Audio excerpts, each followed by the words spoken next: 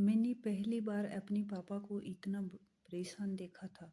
उन्होंने आगे कहना शुरू किया, बेटा मुझे लगता है हमें कुछ बड़ा सोचना पड़ेगा। इससे पहले कि वह हमारे परिवार के साथ कुछ गलत करे, हमें उससे बचने का उपाय करना होगा। मैंने हाँ में अपना सिर हिलाकर सहमति दी। कुछ देर बाद हम कमल जी से मिलने पहुंच गए। पापा ने उन्हें सारी बात बताई। कमल जी यह सब सुना और कहा, ये भी हो सकता है कि हरिया को कुछ पता ही न हो, वह अपने मन से बातें बना रहा है। इस पर मेरे पापा ने कहा, नहीं कमल, ऐसा नहीं है, वह चुड़ैल हरिया के जरिए अपना संदेश हमें पहुंचा रही है।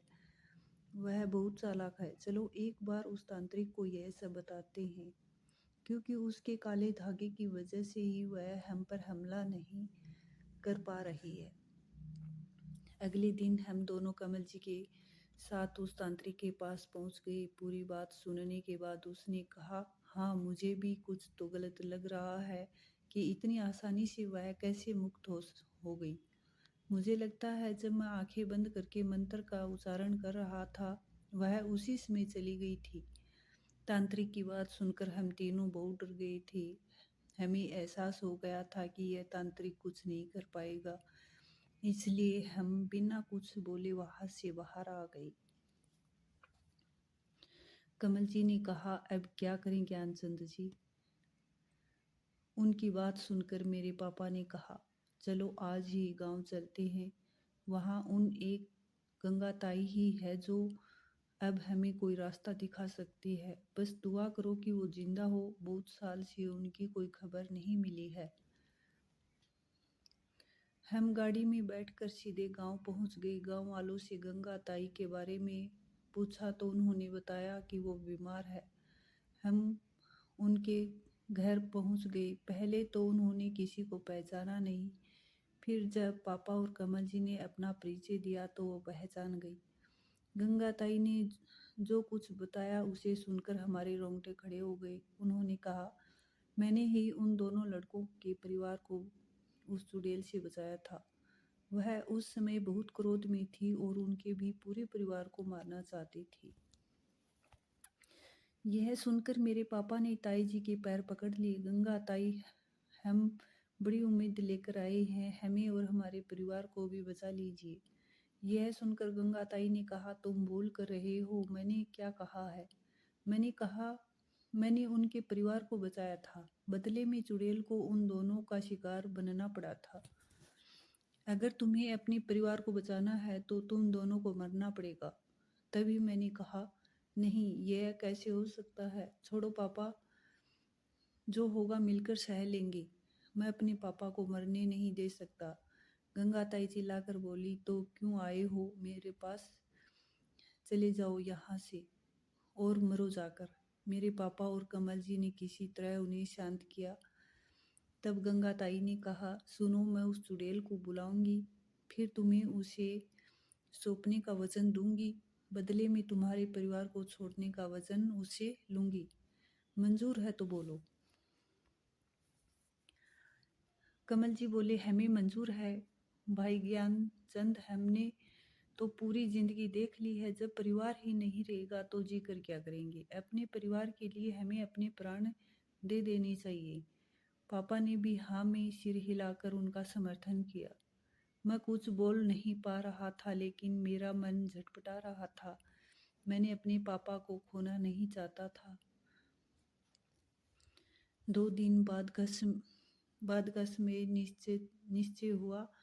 हमें अपने अपने परिवार के साथ वहां आना था। रात के समय चुड़ैल को बुलाया जाएगा। घर पहुंचकर मैंने और पापा ने सारी बात अपनी मम्मी और आशा को बता दी। यह सुनकर उनका रो रो कर बुरा हाल हो गया। पापा उन्हें समझा रहे थे, लेकिन मेरी मम्मी बार बार बेहोश हो जाती थी। उनसे यह सदमा बर्दाश्त नहीं हो रहा था। 2 दिन बाद हम तय समय पर कमल जी और उनके परिवार के साथ गांव पहुंच गए। गंगाताई ने वहां कुछ तंत्र मंत्र का सामान इकट्ठा किया था। कुछ देर बाद उन्होंने कुछ मंत्र बोलने शुरू किए। कुछ ही देर में हमें एहसास हो गया कि कोई शक्ति हमारे आसपास भटक रही है। गंगाताई ने उसे ललकार कर कहा, क्यों इन्हें सता कर परेशान कर रही है? इन्होंने तो तुम्हें नहीं मारा, तेरा बदला पूरा हो गया है, छोड़ दे इनको। उस परछाई ने हंसते हुए कहा, तो इन्हें नहीं बचा पाएगी, मैं इन सबको मार दूंगी। गंगाताई बोली, इनके परिवार को छोड़ दे, बदले में मैं इन दोनों को तुझे सौंप दूंगी। परछाई बोली, ठीक है, मैंने तेरी बात मान ली, इन्हें मेरे हवाले कर दे। गंगाताई ने कहा, जाओ तुम दोनों उस खेत में चले जाओ, मैं इससे ज़्यादा कुछ नहीं कर सकती।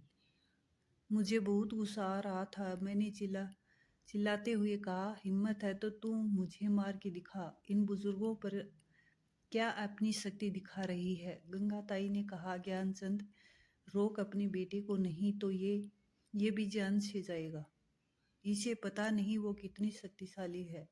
मेरे पापा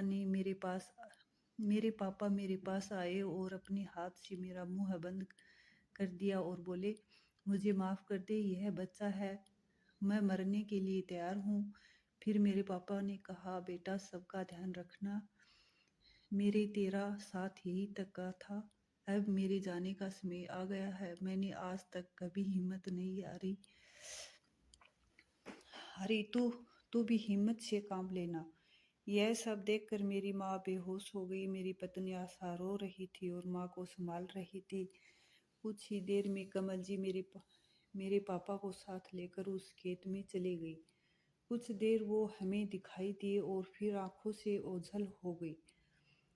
उनके जाते ही उनका परिवार और हम सब रोने लगे। गंगाताई ने कहा, तुम लोगों के कारण ही उन्होंने कुर्बानी दी है, अब तुम यहीं सुबह तक इंतजार करो, सुबह ही हम खेत में जाएंगे। हम वहीं बैठकर सुबह होने का इंतजार कर रहे। सुबह होते ही हम और कमल जी का बेटा दोनों दौड़कर खेत में पहुंच गए। तब तक गांव वाले भी इकट्ठे हो गए थे। वहां जाकर देखा कि मेरे पापा और कमल जी दोनों की लाशें पड़ी थी। उनके शरीर पर कई जगह घावों के निशान थे, जिनसे खून निकल कर जमीन पर पड़ा पड़ा सूखा सा गया था। यह सब देखकर हमारा दिल बैठ गया। गांव वालों की मदद से हम दोनों को गंगाताई के घर के आंगन में ले आए। चुड़ैल का बदला पूरा हो गया था। वहीं गांव में दोनों का अंतिम संस्कार करे हम सब वापस आ गए। पिताजी के जाने के कुछ दिन बाद ही मेरी माँ ने भी प्राण त्याग दिए। ये सदमा तो बर्दाश्त नहीं कर पाई। आज कई सालों बाद भी मैं ये सब सोच कर सिहर जाता हूँ। आज